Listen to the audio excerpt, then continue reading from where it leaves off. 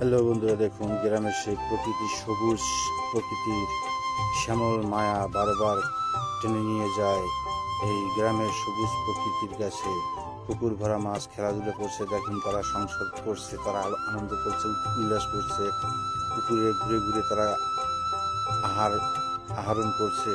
খুবই সুন্দর প্রকৃতি, মনোরম দৃশ্য এটি গ্রামের, পল্লী গ্রামের, গ্রাম বাংলার একটি ঐতিহ্যবাহী মাছ চাষ।